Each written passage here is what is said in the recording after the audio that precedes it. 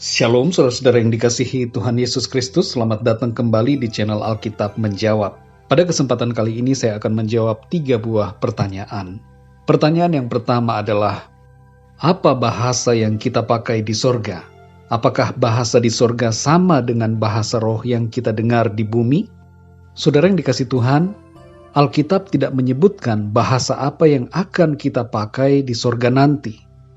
Tapi yang pasti, kita mendapatkan suatu pengertian bahwa di sorga kita akan menggunakan bahasa yang bisa dimengerti satu sama lain. 1 Korintus 13 ayat yang pertama menyebutkan tentang bahasa malaikat, dan Matius 22 ayat 30 mengatakan bahwa pada waktu kebangkitan kita akan menjadi seperti malaikat. Jadi ada kemungkinan bahwa kita akan menggunakan suatu bahasa seperti bahasa malaikat. Dalam Kejadian pasal 11 ayat 1 tertulis, adapun seluruh bumi, satu bahasanya dan satu logatnya. Saudara yang dikasihi Tuhan, di awal, Tuhan menciptakan manusia dengan satu bahasa. Jadi ada kemungkinan bahwa kita kembali akan memakai satu bahasa ketika kita berada di sorga.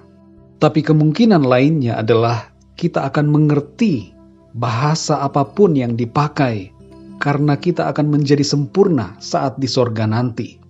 Dalam 1 Korintus 13 ayat 9-10 tertulis, sebab pengetahuan kita tidak lengkap dan nubuat kita tidak sempurna. Tetapi jika yang sempurna tiba, maka yang tidak sempurna itu akan lenyap. Jadi saudara yang dikasihi Tuhan, di sorga kita akan menjadi sempurna. Sehingga dengan demikian, kita dapat mengerti bahasa.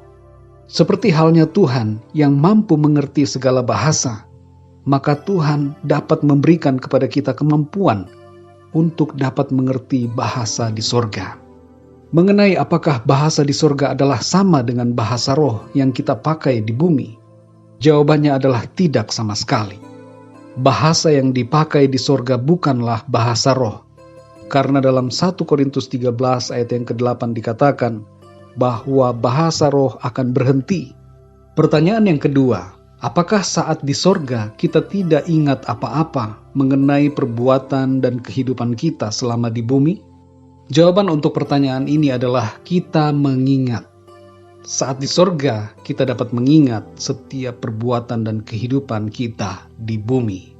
Dalam Wahyu 14 ayat yang ke-13 tertulis, dan aku mendengar suara dari sorga berkata, tuliskan, berbahagialah orang-orang mati yang mati dalam Tuhan sejak sekarang ini.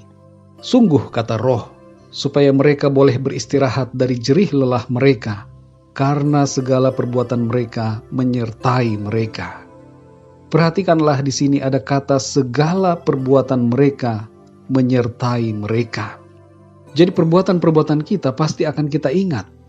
Kemudian dalam 2 Korintus 5 ayat yang ke-10 tertulis, sebab kita semua harus menghadap tahta pengadilan Kristus, supaya setiap orang memperoleh apa yang patut diterimanya, sesuai dengan yang dilakukannya dalam hidupnya ini, baik ataupun jahat.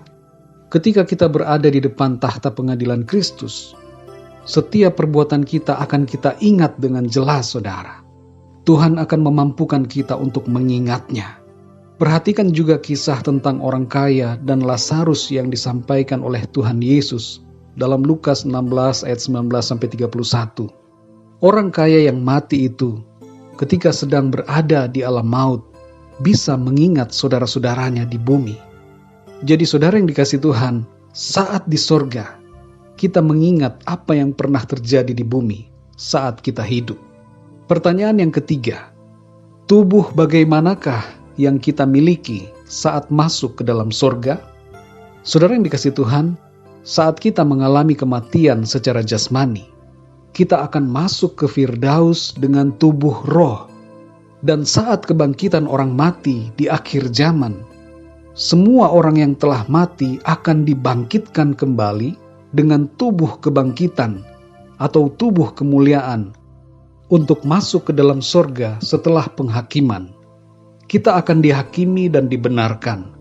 Tapi orang yang tidak percaya kepada Tuhan Yesus Kristus akan dihakimi untuk dihukum. Dalam 1 Korintus 15 ayat 52-53 tertulis, dalam sekejap mata, pada waktu bunyi nafiri yang terakhir. Sebab nafiri akan berbunyi, dan orang-orang mati akan dibangkitkan dalam keadaan yang tidak dapat binasa, dan kita semua akan diubah. Karena yang dapat binasa ini harus mengenakan yang tidak dapat binasa, dan yang dapat mati ini harus mengenakan yang tidak dapat mati. Jadi saudara yang dikasih Tuhan, sekali lagi, kepada kita semua akan diberikan tubuh kebangkitan atau tubuh kemuliaan. Kalau kita masih hidup ketika Tuhan Yesus datang, maka dalam sekejap tubuh jasmani kita akan diubahkan menjadi tubuh kemuliaan. Demikian saudara yang dikasih Tuhan, jawaban atas 3 pertanyaan ini. Kiranya jawaban ini dapat memberikan pengertian kepada saudara semua. Dan marilah kita berdoa supaya Roh Kudus selalu membukakan dan memberikan hikmat dan pengertian kepada kita semua. Tuhan Yesus memberkati saudara semua. Sampai jumpa dalam Alkitab Menjawab berikutnya. Haleluya.